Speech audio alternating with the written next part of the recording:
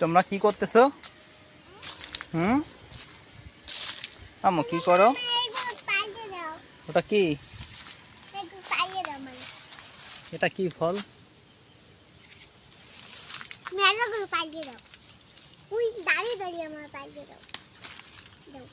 খাইয়ে না, এই তিতা লাগে। এটা কি ফল?